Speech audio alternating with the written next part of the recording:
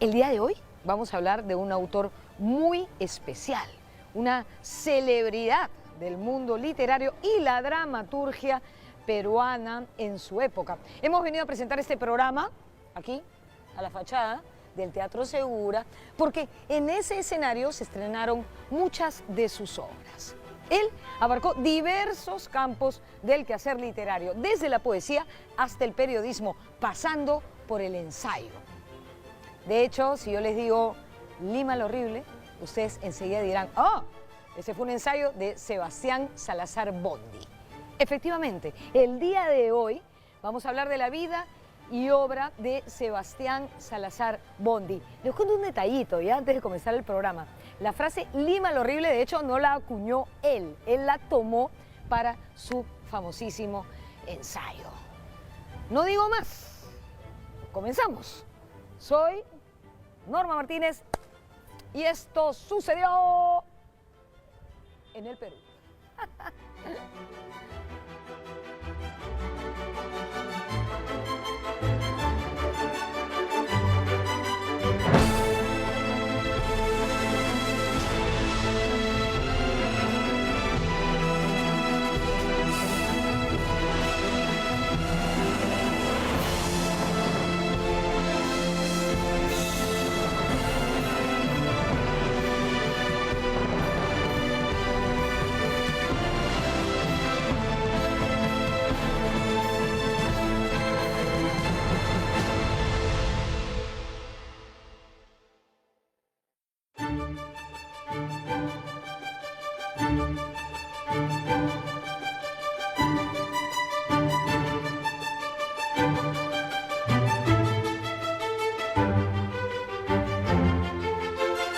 El 4 de febrero de 1924, en la calle Corazón de Jesús, al lado de la iglesia de los huérfanos del centro de Lima, nacía este extraordinario hombre de letras. Salazar Bondy pertenecía a una familia de clase media. Su madre tenía raíces francesas y su padre era un exitoso comerciante chiclayano, quien, hacia el final de su vida, entró en crisis económica. Sobre su infancia, Sebastián contaba: coincidentemente con esta crisis económica, sobrevino la muerte de mi padre, que había intervenido en la política como partidario del general Sánchez Cerro y que se había rodeado de ciertas amistades poderosas, importantes. Desaparecido él, esas amistades se alejaron y los grandes paquetes de regalo de los amigos poderosos en los días de Navidad desaparecieron también. Estudiaba en aquel entonces en el colegio alemán y la crisis significó igualmente un cambio de colegio. Pasamos al colegio San Agustín de Lima, un típico colegio de clase media. Hoy es un colegio de burguesía, pero en ese momento era un colegio de clase media.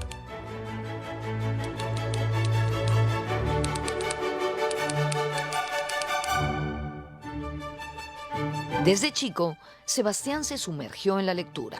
Y no estaba solo. Su hermano, el recordado filósofo Augusto Salazar Bondy, compartía su pasión por las letras. Es decir, existía en esa casa un dúo de eruditos. Aparte de un hermano de padre, con quien tengo las relaciones más estrechas y cariñosas, de mi padre y mi madre somos dos, Augusto y yo. Y la vida de la infancia la veo siempre en profunda relación con este compañero que es mi hermano.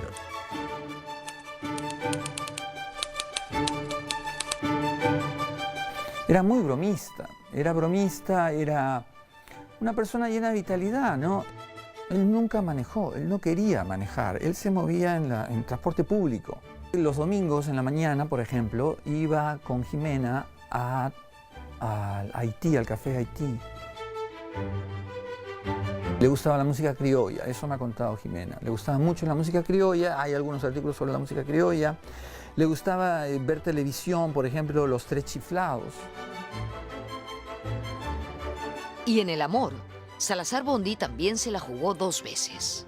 Primero, con la actriz argentina Inda Ledesma y después con Irma Luzmila Lostanao del Solar, con quien tuvo una hija, Ximena Salazar Lostanao, a quien le dedicaría luego el poemario Vida de Ximena.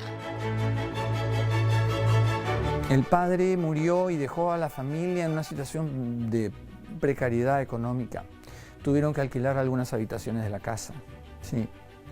Y él tuvo que empezar a trabajar. El padre muere en el año 33, o sea, él tenía en ese momento 9 años. Debe haber sido pues una experiencia traumática, ¿no? Pero tenían un hermano mayor.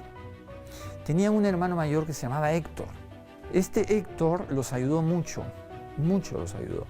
Y también, cuando muere Sebastián, Héctor también ayuda a Irma, a la viuda, a Irma Lostauhnau.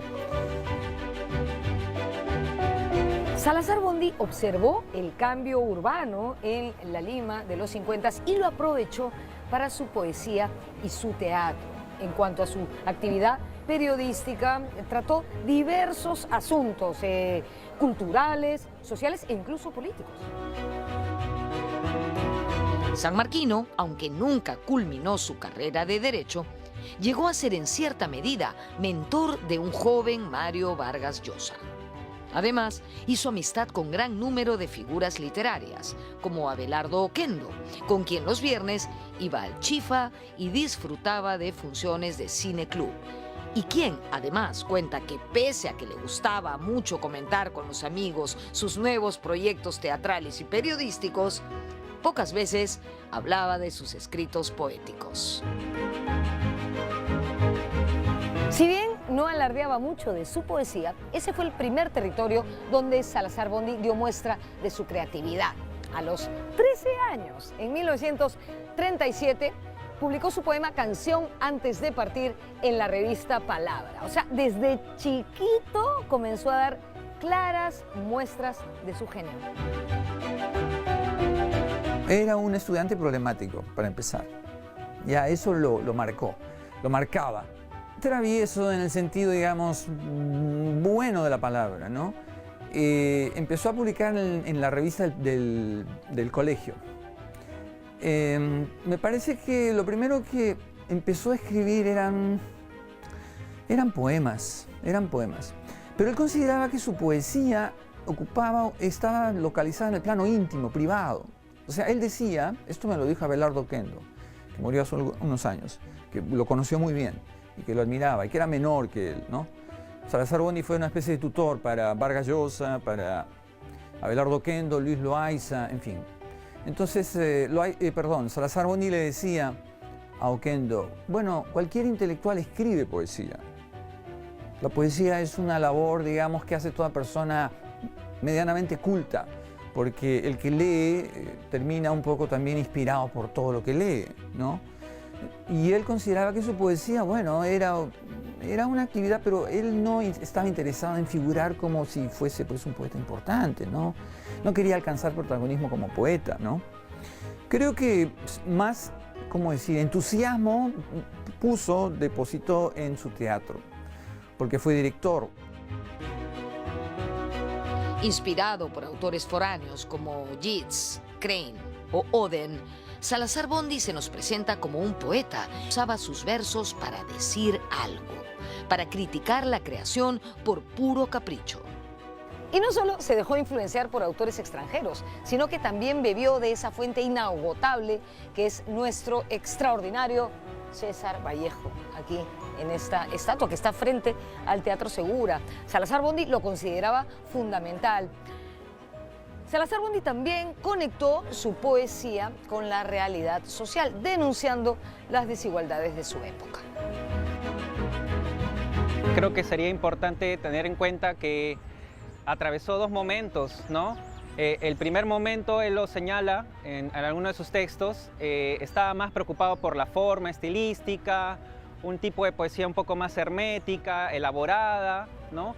Sin embargo, cuando viaja a Argentina, cuando está en Buenos Aires entre el año 47 y 51 más o menos, él ahí atraviesa un proceso que le lleva a replantearse su posición como artista, como intelectual, abraza las ideas de izquierda y eso lleva a que su producción o su escritura en general cambie a partir de ese momento, ¿no?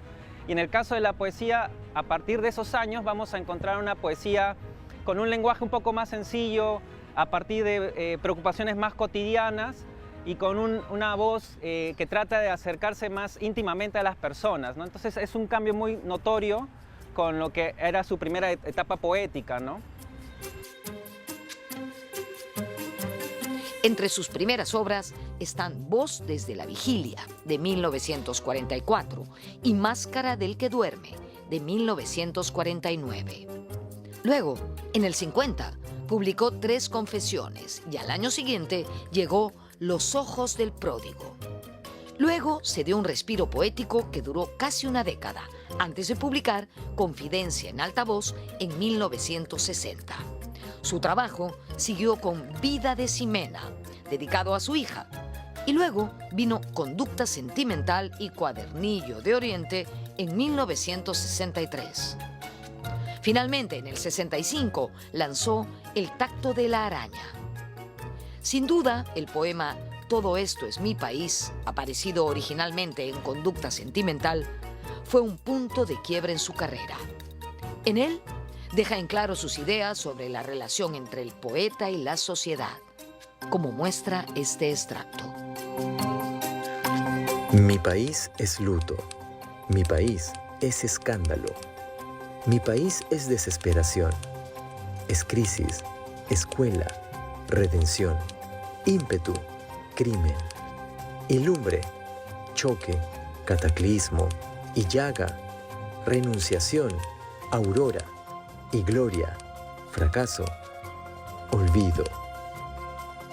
Todo esto es mi país. Conducta Sentimental.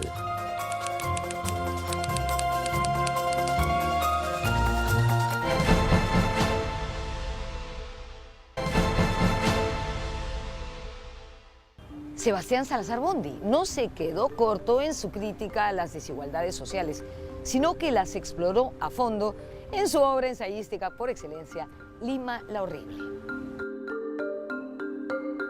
En este libro de 1964, Salazar Bondy desmenuzó Lima desde todos los ángulos, desde la historia hasta el arte. Desde el inicio, va declarando su crítica al romanticismo desmedido por el pasado colonial de Lima. Cuando él escribe Lima la Horrible, él lo que está haciendo es criticando el hecho de que la clase, digamos, más poderosa de la sociedad, la oligarquía, está aún viviendo en el pasado, en la colonia.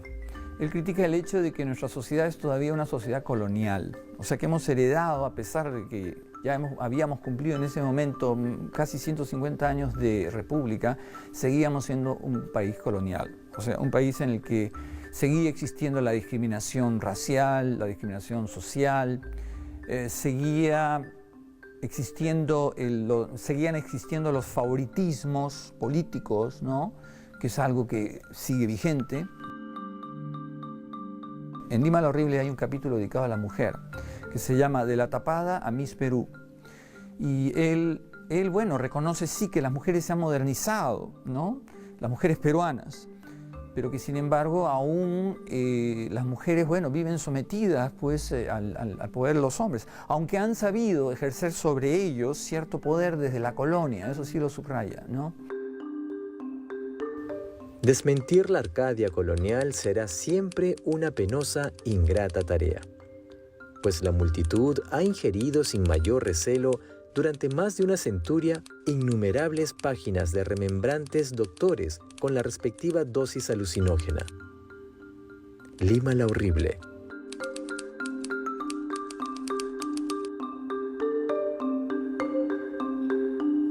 Lima la Horrible, que de hecho toma su nombre de la última línea del poema de 1949 de César Moro, Viaje hacia la noche, pone el dedo en la llaga al hablar de la brecha profunda que separa a Lima del resto del país.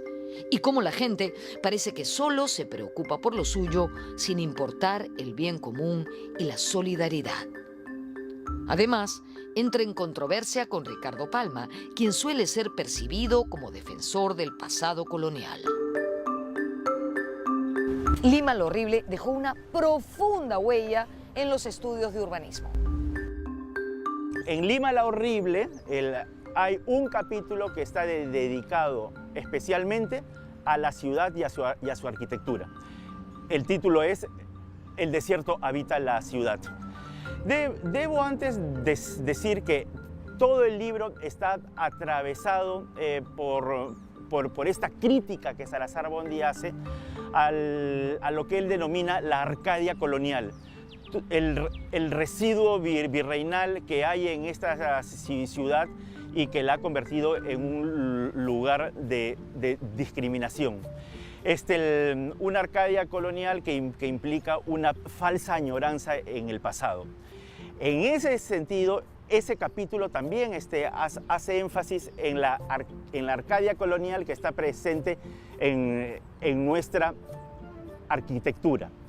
En ese contexto, presta atención Salazar Bondy, y ahí hay un dato importante, en los barrios tradicionales tugurizados y en los sectores informales construidos de manera muy precaria. Dos asuntos que hasta el día de hoy terminan siendo grandes retos en todas las ciudades del Perú. Decía, en los sectores acomodados hay una crítica a la variedad de estilos que para él resulta engañoso y expresión de nuestro pastiche. En esos sectores acomodados se desarrolló también el neocolonial. Entonces, de la Arcadia colonial a criticar y enfrentar y rechazar el neocolonial había solo un paso. Desde la remodelación de la Plaza de Armas de Lima en la década de 1940, donde se realiza una versión monumental del neocolonial, hasta un caso particular con el que cierra el capítulo Salazar Bondy. Habla de la Casa de la Tradición, inaugurada en 1960, que estuvo ubicada en la avenida Salaberry.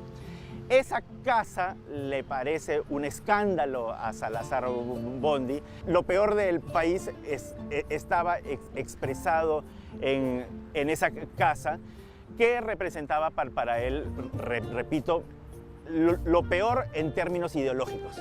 Porque el neocolonial quería recordar una etapa de nuestra historia en la que solo un sector había sido privilegiado.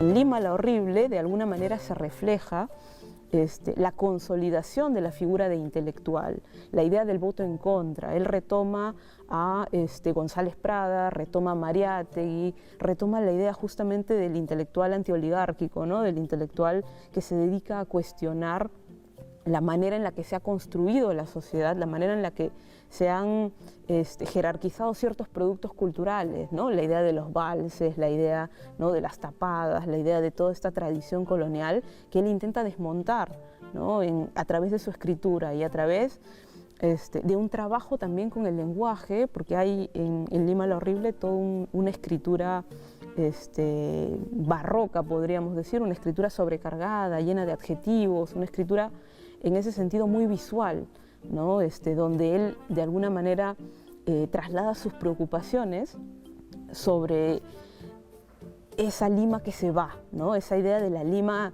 que se va sin tener todavía en el horizonte las transformaciones más propias de la época, que son, por ejemplo, las barriadas, que son, ¿no?, la migración masiva, que están esbozadas en Lima la Horrible, pero que no terminan de aparecer. Y ahí la cuestión justamente con esta idea de Lima la Horrible, ¿no?, retoma una cita de César Moro, pero que, como esto se ha señalado muchas veces, no se refiere a una cuestión estética sobre la ciudad, sino a una denuncia moral. Hay una fuerte denuncia moral de cómo está estructurada o cómo ha venido estando estructurada la sociedad limeña y por extensión el centro de lo que es la sociedad peruana, ¿no? Y entonces el tono negativo tiene que ver con denunciar, ¿no?, la idea de la denuncia como operación intelectual. Salazar Bondy dejó huella en campos que van desde la poesía hasta el urbanismo y además fue un destacado dramaturgo peruano durante el siglo XX. En sus obras intentó romper con la indiferencia cultural de su época, acercándose siempre a temáticas sociales. Sebastián Salazar Bondy como dramaturgo es bien interesante porque de él podemos decir en realidad que con él empieza el teatro contemporáneo en el país, ¿no? Él bebió de muchas fuentes, era un tipo muy ilustrado y su teatro representaba esto. Y lo más interesante pronto de la dramaturgia Salazar Bondy es que tiene todo el tiempo enclavado las dos caras del teatro, ¿no? El teatro lo representamos con esta cara triste, esta cara feliz, y ambas están todo el tiempo inmersas y yuxtapuestas en su trabajo dramatúrgico, ¿no? Desde cuando él empieza a escribir textos cortos del tipo Los Juguetes, ¿no? Que son comedias, farsas, ¿no? Hasta trabajos mucho más complejos y dramáticos como su obra póstuma El Raptomante.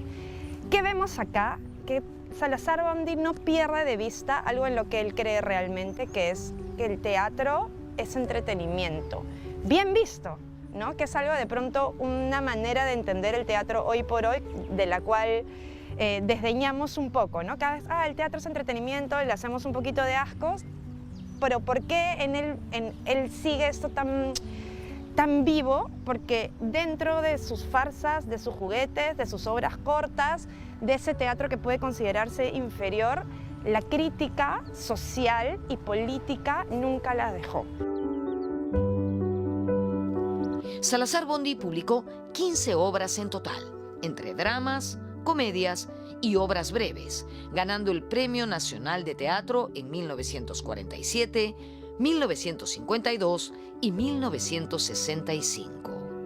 Además, ganó una beca en París para estudiar dirección teatral en el año 56. Fue el jefe de la Escuela de Arte Escénico desde 1954 y también fue jurado en el Premio Casa de las Américas de Cuba en la categoría de teatro.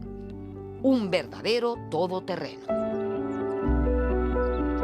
Salazar Bondy nos ayuda a entender la profesionalización del teatro porque él estuvo muy cercanas al nacimiento de estos grupos. Tanto estuvo muy cerca acá a la ENSAT como al nacimiento del Club de Teatro de Lima, ¿no? Y ayuda a entender entonces, porque entiende cómo funciona el sistema cultural en el país, bueno, en Lima en todo caso, entonces ayuda a que no solamente darle un espacio al dramaturgo, que no tenía el dramaturgo el espacio y el sitio que Salazar Bondy le empieza a dar como autor. No es, antes el autor trabajamos las obras a veces en ese tiempo, ¿no?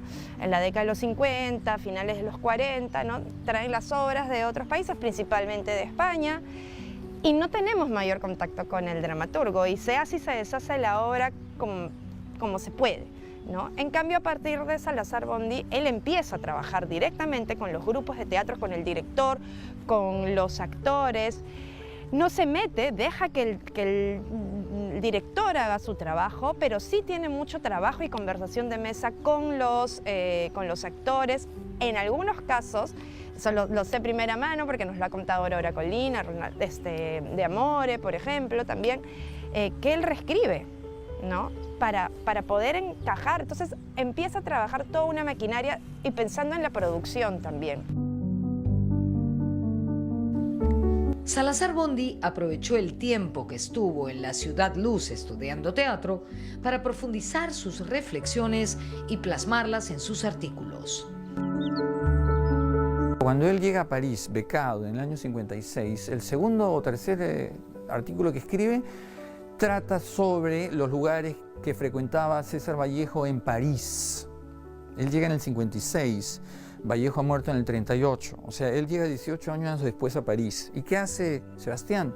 Va al hotel donde se hospedaba Vallejo, va a los castaños de París, de los bulevares, se sienta en las bancas y bajo los castaños, entonces se imagina él a César Vallejo en ese lugar, ¿no?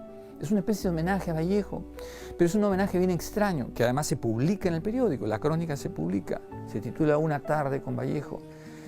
Entonces, después habla sobre las calles de París, habla sobre Saint-Germain-des-Prés, que es un boulevard, habla sobre el movimiento de la ciudad. Él está asombrado, pues, ¿no? Es la primera vez que está en París, ve la actividad teatral, se da cuenta de que los franceses van más al teatro que al cine, por ejemplo.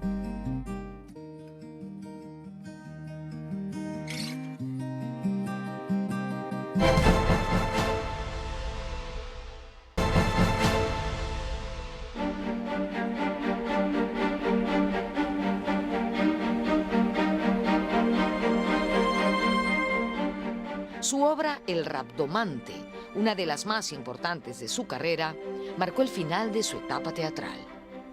Se trata de una metáfora de la lucha por el bienestar social y narra la historia de un pueblo oprimido por la miseria, hasta que aparece un mago capaz de encontrar agua y con ella la liberación.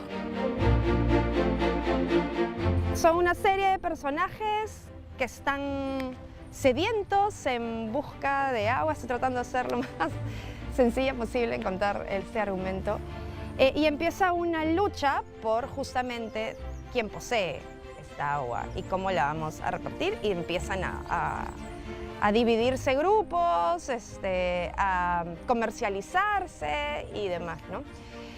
Es curioso porque El Rabdomante, a diferencia, creo yo, de otras piezas de Salazar Bondy, podría hablarse de que el teatro Salazar Bondy es muy local, muy localista, es muy peruano, ¿no?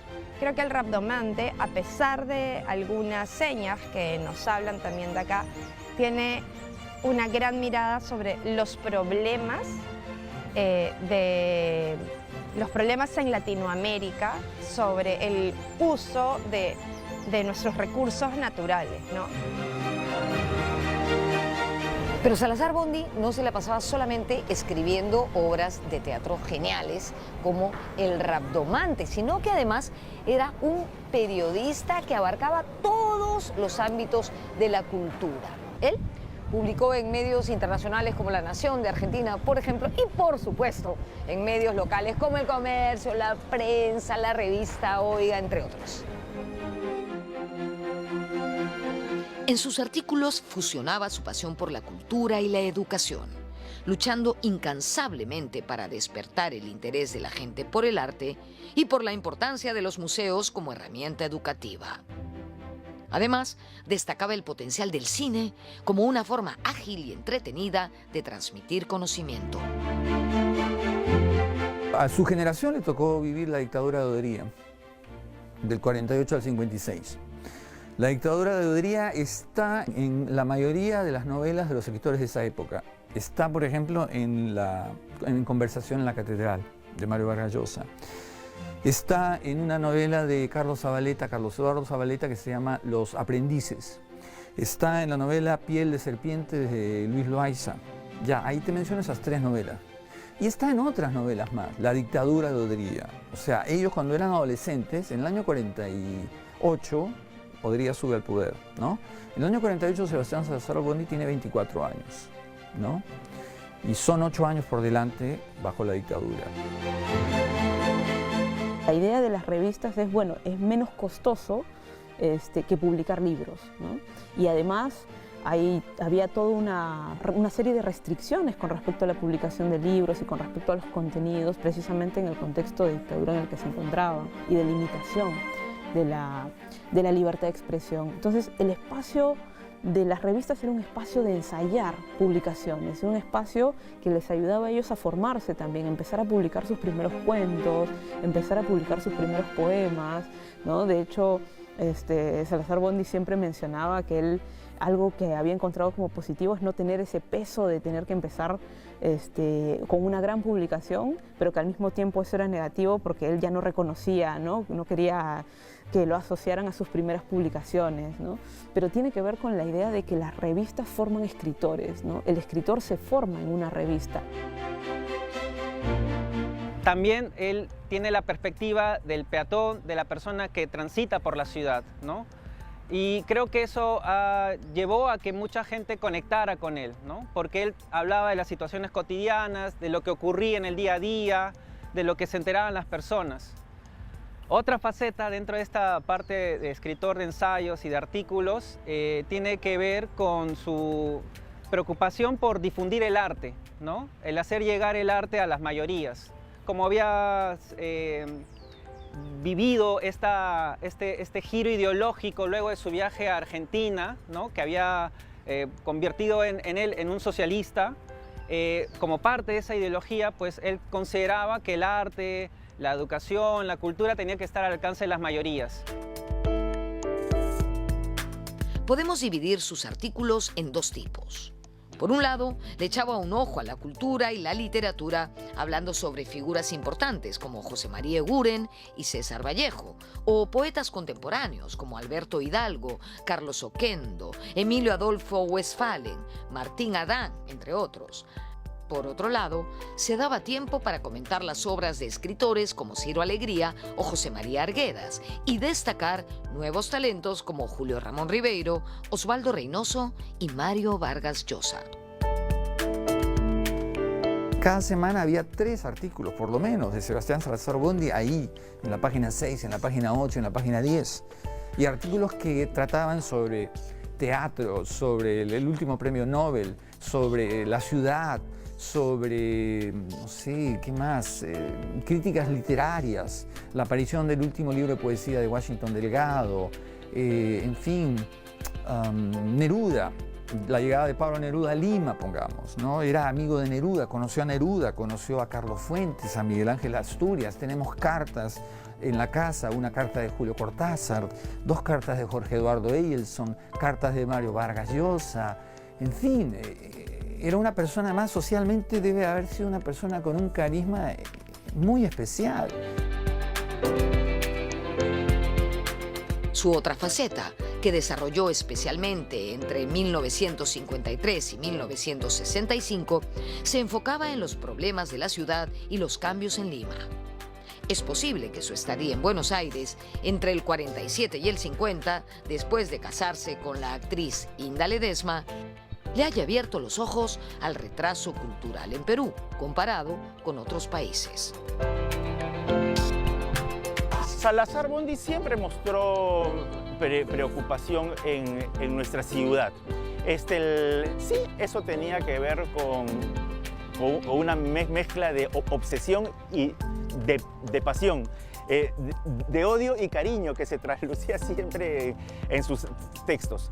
La ciudad era para él un escenario importantísimo donde se jugaba nuestra identidad, nuestro pasado y nuestro futuro. Y más aún, vuelvo a repetir, en una ciudad como Lima que ya representaba el país desde ese momento y en adelante. Él estaba cuando ya la migración era muy notoria acá en Lima. Sin embargo, algunos investigadores han puesto la atención en que no es un tema muy tratado en Lima la Horrible, por ejemplo. Quizás algunos años más hubiera comenzado a explotar más ese tema, ¿no? De hecho, hay artículos donde menciona la presencia de los migrantes en Lima, pero a profundidad no lo llegó a hacer, ¿no? Entonces, quizás hubiera tenido la oportunidad de haber seguido con vida, de poder estudiar este fenómeno, ¿no? De hecho, se considera a alguien visionario a Salazar Bondy por el libro Lima la Horrible, porque en este libro no es un análisis meramente literario, sino que vinculada con la sociología, la antropología, la arquitectura, el estudio de la sociedad en general. Entonces, yo pienso, ¿no? Con esta capacidad, con esta versatilidad, ¿qué nos pudo haber dejado si hubiera visto todos los acontecimientos que vinieron después en la historia del país, ¿no? También el mismo gobierno de Velasco, o después cuando ya se regresó a la democracia, etcétera, ¿no?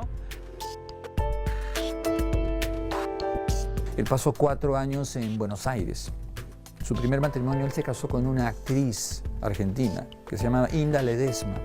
Se enamoró de ella, perdidamente supongo, y se fue tras ella a Argentina y se quedó 4 años allá. En fin, el asunto está en que se va en el 46.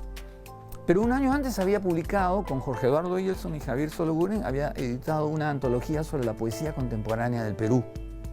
Y ese es un volumen fundamental en la historia de la poesía peruana del siglo XX, porque en ese volumen se decide cuáles son los poetas que realmente son valiosos para la historia literaria del Perú y cuáles no. Entonces allí están seleccionados César Vallejo, Carlos Oquendo Amat, Martín Adán, Javier Abril, en fin. Y eso lo deciden estos 3 jovencitos.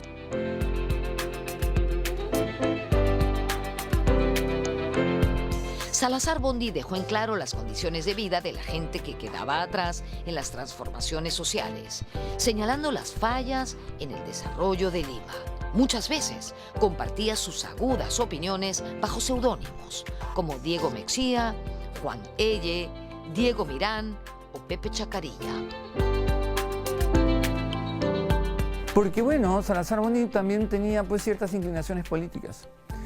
Era un hombre de izquierda, entonces, y Beltrán no era particularmente un hombre de izquierda, ¿no?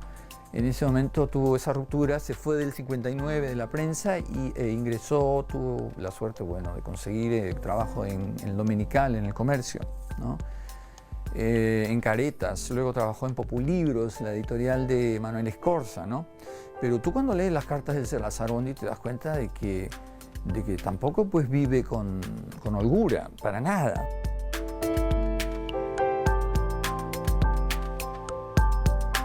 Entonces tienes varios seudónimos y en ese sentido tienes varios escritores, ¿no? Ya no es solo uno, ¿no? Que siendo Salazar Bondy sería un solo escritor, tienes varios escritores, ¿no? Que de alguna manera van llenando ese espacio vacío que se entendía que había en la época, ¿no? Una cuestión muy constante en la generación del 50 es la idea de modernizar la literatura y es sobre todo esta concepción de que hay prácticamente un vacío en todos los ámbitos culturales y literarios, ¿no? Y ese vacío lo intentan llenar ellos.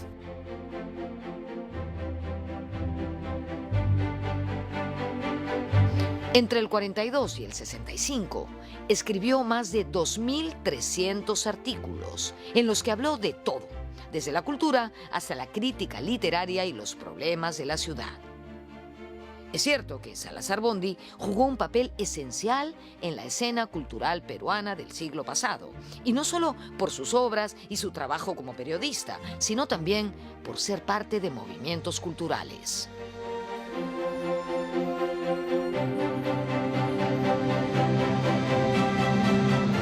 En 1947 se armó la agrupación Espacio, donde Salazar Bondy pudo departir con arquitectos como Santiago Aburto, Adolfo Córdoba o Javier Cayo, y también con importantes figuras de otras disciplinas vinculadas al arte, ¿no? Como Fernando de Cislo, Blanca Varela o Javier Sologuren, por citar solamente algunos. La agrupación, cuyo nombre viene del libro Espacio en el Tiempo de Luis Miró Quesada Garland, tenía como propósito impulsar la nueva arquitectura y el arte moderno, tanto en la ciudad de Lima como en el país.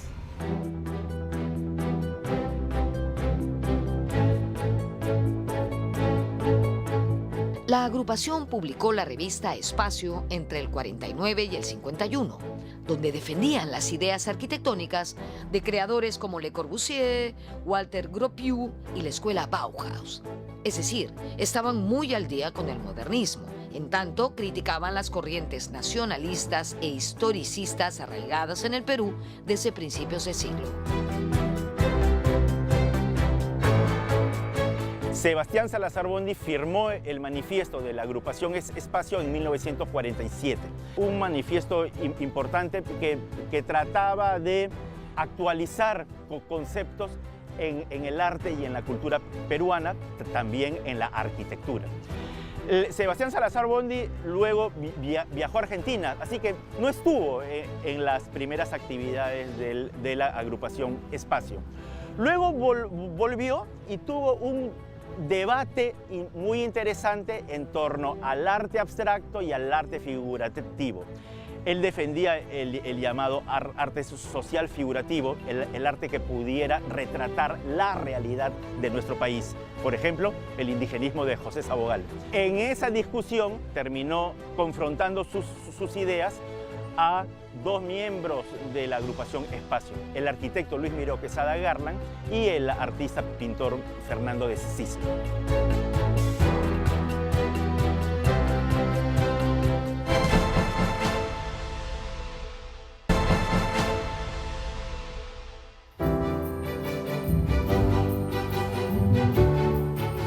En el ámbito literario, Salazar Bondy se vinculó con la generación del 50, que era un movimiento de escritores que tocaba temas relacionados al desarrollo urbano y la migración a la ciudad. Bueno, en estos escritores, en los escritores de la llamada generación del 50, justamente escritores que nacen en la década del 20, ¿no? Sebastián nace en 1924, experimentan lo que es la falta de libertad de expresión, ¿no? El control sobre las publicaciones, el control sobre los libros que pueden ser importados o no. Y en ese sentido, la primera etapa de Sebastián es justamente una especie de reacción también, de apostar por la idea de la cultura asociada a la libertad, ¿no? La libertad de expresión de los escritores, ¿no? Y conforme pasa el tiempo y también con sus propias experiencias, porque él se va a Argentina, él vive en Buenos Aires unos años, después va a Francia becado también, va un poco adquiriendo otro tipo de nociones. En 1960, 70 se entiende la idea del intelectual latinoamericano, ¿no? Este intelectual que se compromete con las luchas sociales, este intelectual, digamos, que establece redes con diferentes países de la región, ese intelectual que está mirando lo que ha ocurrido con la Revolución Cubana, ¿no? Esta figura que ya entiende que no es simplemente escritor, sino que es alguien que como intelectual tiene que responder tiene que adquirir, digamos, una función en la sociedad, ¿no? Y tiene que entender que la literatura debe cumplir una función en la sociedad. Además de todo ello, Salazar Bondy fue parte del Movimiento Social Progresista, grupo formado en 1956 que incluyó a intelectuales, sindicalistas y líderes estudiantiles con ideas progresistas. Entre los fundadores de este estaban Santiago Aburto Calvo, Alberto Ruiz El Tredje y el hermano de Sebastián, Augusto Salazar Bondy. Él formó parte de un movimiento, el movimiento social progresista, que se formó en la segunda mitad de la década del 20 con otros intelectuales. Incluso él llegó a postular al Senado. Él estaba muy entusiasmado, por ejemplo, con la Revolución Cubana. Y bueno, él era socialista, ¿no? Pero bueno, finalmente no tuvo acceso al Senado, ¿no? No sé qué tan buen político hubiese sido. En realidad, si hubiese sido político, probablemente no hubiera escrito, por ejemplo, tanto como escribió. ¿Quién sabe? No hubiera escrito Lima la Horrible. Quizás lo mejor fuese que no se involucrara en la política, ¿no? Paradójicamente, y que nos dejara, por ejemplo, un ensayo como ese, ¿no? O que siguiera escribiendo sus obras teatrales, ¿no?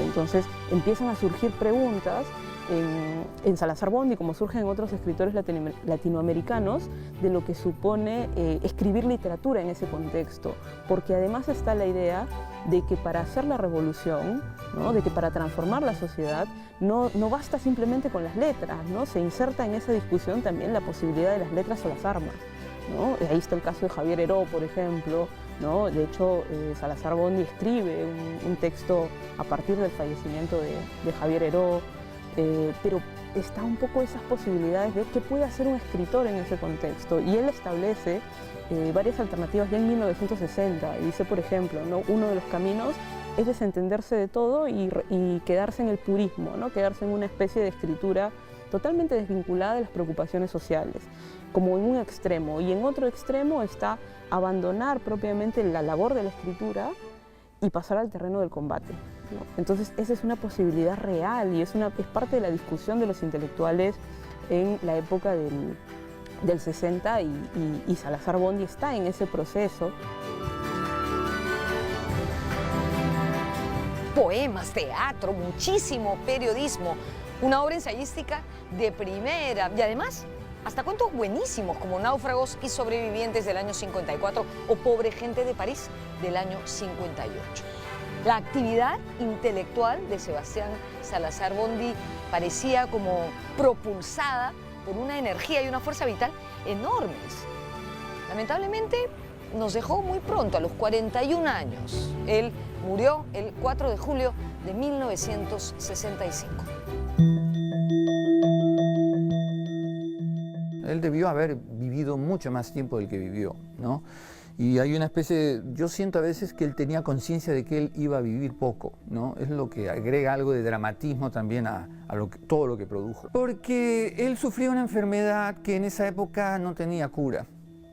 Él tenía un impedimento, él no podía procesar el hierro.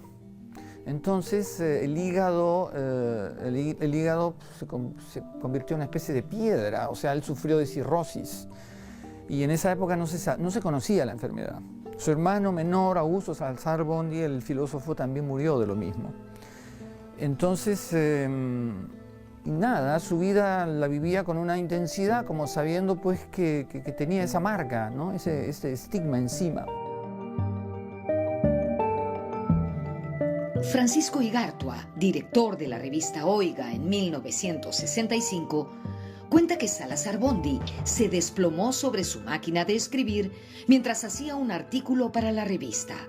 Según Igartua, las últimas líneas que escribió Sebastián fueron: «Qué linda sería la vida si tuviera música de fondo». Sin embargo, esta bella anécdota podría no ser del todo cierta.